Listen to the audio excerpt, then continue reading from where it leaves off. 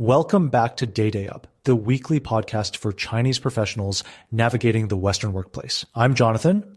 Let's get into it. The harder I work, the more blame I get. Kim said this to me last week. She's an AI engineer in a client-facing role. Like many high performers I work with, Kim suffers from a condition.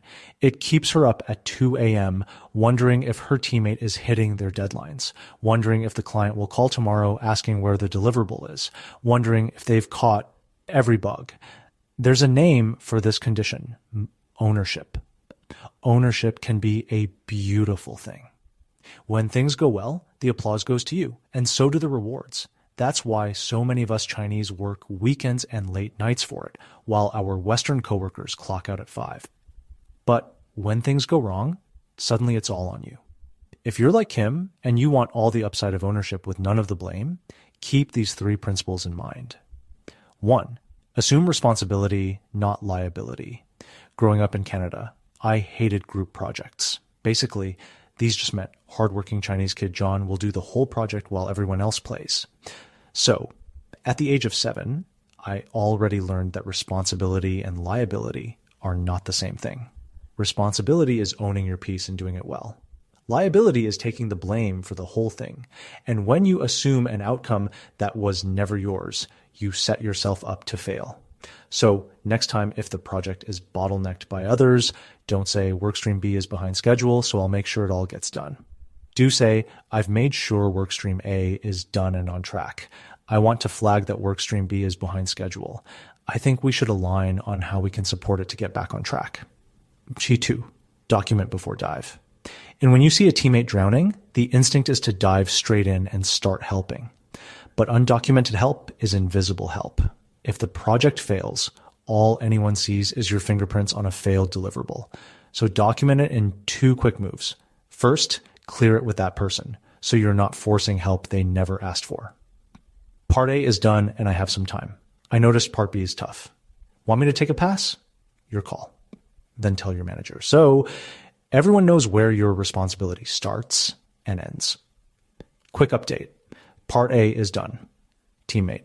Okayed my help on part B, so I'm stepping in to support. Let me know if you have concerns. The best part is, if your help ends up making a difference, you get the credit you deserve. Sometimes visibility is as simple as raising your hand before you solve the problem. 3. Acknowledge, don't apologize. When something breaks, the reflex is to apologize, like, sorry, I should have caught this. But in a high-stakes moment, every sorry is a quiet confession. It tells the room the mistake was yours. And it's utterly unfair to put a project mistake onto one person. You see, apologizing accepts the blame, but acknowledging just accepts the situation. Saying, I know this is frustrating, shows you hear them without making it your fault. So when you answer for a poor outcome, remind your boss, you're on the same team with the same goal. You want to figure out together what to do going forward. Don't say, I'm so sorry. Unfortunately, the client terminated our deal. I should have flagged this earlier. Do say, the client went another way, and I'm just as frustrated as you are. In our sync last week, we discussed how Part B was behind, and despite our efforts to step in and support, it wasn't enough. Here's what I think we can do going forward. Take the applause. Take the credit. Just don't take the fall for a mistake that was never yours alone to own. All right, that's your growth tip for this week. Now let's take a melon break. Christopher Nolan's Trojan Horse. For months, Christopher Nolan's new movie, The Odyssey, was the internet's favorite thing to hate. A few reasons, whether you agree or not. He cast Lupita Nyong'o, a black actress, as Helen of Troy. He was rumored to cast Elliot Page, formerly Ellen Page, a trans man, as Achilles. He gave ancient Greek warriors American accents and modern English dialogue. Armor in the movie, according to historical purists, was not historically accurate. It was a $250 million bet on a 2,700-year-old poem, 3 hours long, rated R, filmed entirely on IMAX cameras for the first time in history. Everyone had already decided it was going to be a disaster, even before they had seen a single frame. Nolan's response? He shrugged. These conversations that happen before people see the film, they're always irrelevant because no one having them knows what the film actually is yet. Then, just a few days ago, the movie came out. And it came out in a big way. The Odyssey opened to $263.7 million globally, the biggest opening weekend of Nolan's entire career. At the time of writing, it has amassed a 94% rating from critics and a 97% from audiences on Rotten Tomatoes. Critics are calling it his best work, and whispers of Best Picture are spreading. The loudest people in the room from a few months ago are now suddenly very, very quiet. I applaud my favorite director for his inspirational vision yet again. When I see it in theaters, I doubt The Odyssey will replace Interstellar or The Prestige in their special place in my heart. But this movie's story outside of the theater has been a hero's journey of its own.